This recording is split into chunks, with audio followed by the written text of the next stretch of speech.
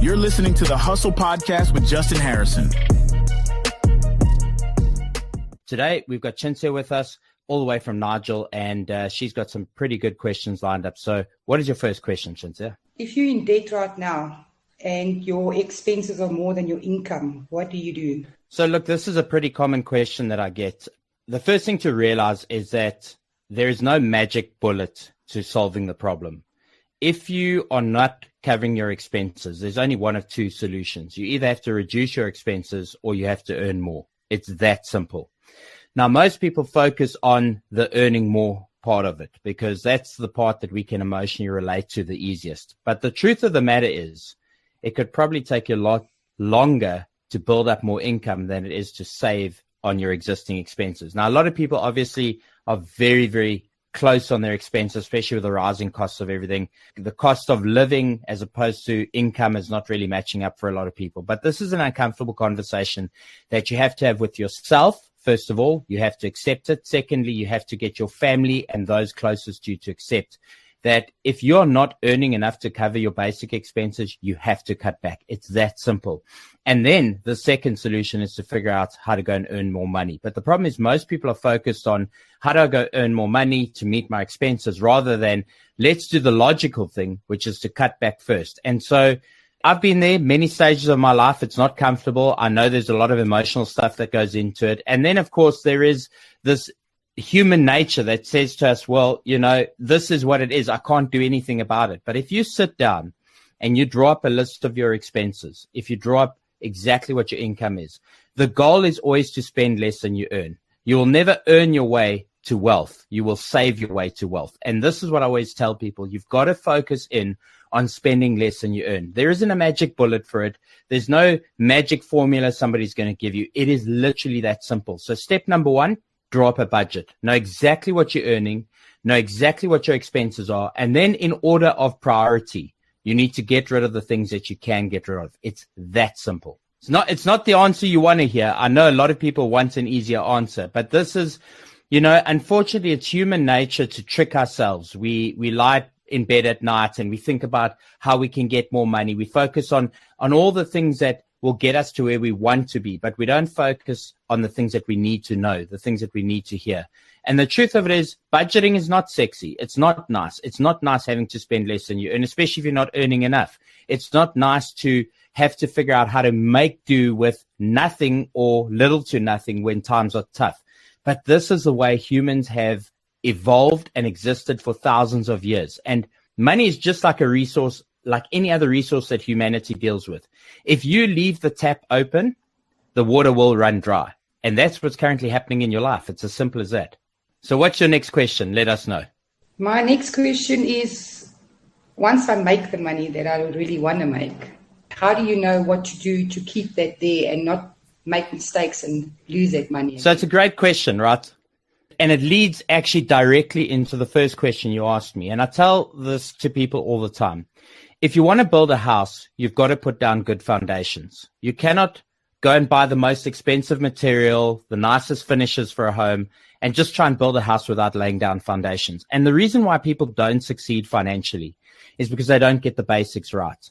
And so I always tell people, if you get your basics right, even when you have little to no money, it is going to be that much easier when you actually find success. And you will find success because this is what happens. When you start focusing on your money, when you start paying attention to every cent that you spend, and more importantly, know where you're spending it and why you're spending it, you will make different financial decisions. And so consequently, when you get your foundations right, which is budgeting, not overspending, spending less than you're earning, setting money aside as a percentage of earnings for savings.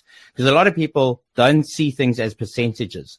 And I always say to people, work on percentages because then irrespective of how much you earn, you will always stay within those parameters. And so the biggest tip I give people before you succeed, get your basics in order. Make sure that you have the foundations. Make sure you're budgeting. Make sure you're not spending more than you earn. I mean, I became financially free at the age of 31. And to this day, I still have a monthly budget. And people say, but why? You're successful. Why do you have a budget? The reason why I'm successful is because I have a budget. And the most important thing that we haven't been taught at school, we were never taught how to manage our money. We were taught how to go and earn it, but we weren't taught how to manage it. And managing your money is what is going to make you successful. Now, the question as to where do you invest your money once you become successful, as hard as this is to hear, it's not a conversation that you're ready for, because you have to get the basics in place first. And if you get those basics in place, and more importantly, get the people around you to buy into your journey, your family has to support you. Your partner has to support you. If those people around you aren't in the same journey with you and understand that we've got to save money this month, we've got to spend less than we earn, then you are always going to have a hard time becoming successful. And the most basic way to explain this to people is earning more is never the solution. A person who earns $100,000 a month and spends $120,000 a month is in a worse off financial position than somebody who earns 20 and spends 10. Because at the end of the day, it's not about how much you earn. It is about how much you're setting aside. Is that a hard truth to hear? It is, but it's so true. And you know, the thing is, Chinsa, we know this intrinsically. We know it within our souls, but we lie to ourselves because we've been taught that we deserve to have the things that we have if we work hard. But that's only one part of the equation. You deserve to have the things you have if you have financial discipline. Earning the money is only one part of the equation. Okay, disciplining yourself is the other one. Absolutely. And it comes to being around people who support those goals and those ambitions, because I promise you now, if you are in a family, if your husband, if your children are not aligned with your goals, it is going to be exceptionally hard. You're going to always feel guilty. You're going to be always in this position of having to justify why you're making the choices you're making. So really go back to everybody around you and make sure that they're buying the journey with you, because collectively, that's how you become successful. So what's your last and final question for us? If I make money, how safe is our money in our banks? So you're obviously asking critical questions because you're thinking deeply, and I like that. I am. So the honest answer is I don't trust the banks one bit. I have a real problem with the amount of debt in the world. And if you really go and study the financial system, if you understand that there is huge leverage within the financial system, be it with people personally who are taking on debt against future earnings that they haven't earned yet, be it against the banks who, in actual reality, if everybody went to withdraw their money at the same time, they probably wouldn't have enough money in the bank to basically take care of depositors' money. If you understand fractional reserve banking, if you understand the way the global economy is structured in terms of international deficits and trades and loans and things that are going on a global scale, the truth of it is the financial system is highly illiquid. And so what we see is a looming recession as a result of a liquidity problem that's in the market. So in all honesty, whether times are good or whether times are bad, I don't trust a bank with my money. And so what I encourage people to do, and I try and teach people to do when it comes to wealth creation, is to understand that money is not wealth. Money is a medium of exchange. Money is the stuff that you and I use to trade and transact with each other, but it's not how you store your wealth. Wealthy people understand that leaving money in a bank is actually one of the riskiest things ever. Not only because the banks might go under, not only because the financial system might crash, even if everything there stays exactly as it is, we are losing value on our money. 100 Rand today buys you more than 100 Rand will buy you in a year's time from now. And so what you have to do is make cash, make money, and then deploy it into hard assets that are going to give you a return on your money. Because what people have not been told about money is that money is the greatest risk in the financial system itself. You've got to hold and own tangible things that have value and utility to others. Something that is going to provide cash flow, something that's going to give a return. And money in and of by itself is purely a medium of exchange. It is not a store of wealth. Oh, okay. Does that leave you a little shocked? It does, but yeah, it's giving me, I'm listening and I'm taking it in and I'm realizing what it's all about, you know, because some of us we grow up and we don't go these ways. So I'm learning and I'm happy. I'm going to do this. The whole problem is that the entire financial system has been structured around a very small percentage of people truly understanding it. So this is part of the education problem, and we can't continue to blame the education system. We cannot continue to blame the financial system.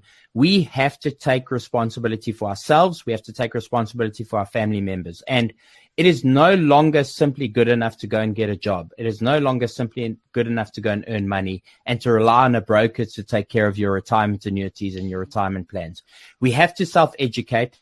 We have to self-invest. We have to understand the financial system, because understanding the language of money is literally the ability to communicate in financial terms. And if you don't have that, you're always going to be at a disadvantage. It's kind of like living in a country where you can't speak the language. Yeah. You can't cry when you don't have opportunities if you can't speak the language. And so my greatest desire is to help the current generation out of their financial woes, but also to pass on this knowledge to the next generation, because ultimately our evolution as human beings is entirely reliant on us getting control of our money. Because here's the thing, money is a resource.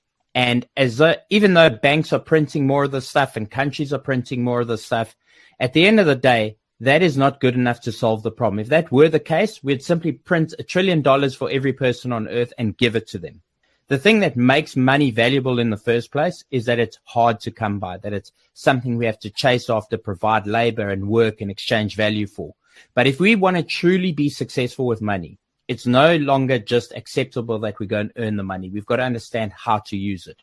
And this is why 90% of people are in the place they're at, because they've used earned income to go after the things that they want. So people use earned income to pay for a house. People use earned income to pay for a car. People use earned income to buy clothes and put food on their table. And actually what you want to do is use earned income to build wealth. And I always say to people, the goal is to live off 50% of what you earn. Because if you can live off 50% of what you earn, the other 50% is going to put you in a place where you become eventually financially free. But you're never going to become financially free if you spend 100 or 110 or 120% of what you earn. You're going to continue to be a slave to the financial system. And this is the problem. Wow, that picture is clearing up now. Thank you. It's my absolute pleasure. Any final questions? No, I'm good, thank you. I've heard what I needed to hear, and I'm very positive. If you have a hustle-related question, then you can now voice note me directly via WhatsApp on 061-792-9495, starting with the keyword hustle, and you could be featured as part of my next podcast. Of course, if you are shy and you prefer to remain anonymous, that's absolutely okay. You can also send me an email via moneytribe21@gmail.com. moneytribe21@gmail.com. So send me your messages and let's get hustling. This episode was brought to you by moneytribe21.com. If you enjoyed this episode, be sure to follow and subscribe on your favorite podcast platform.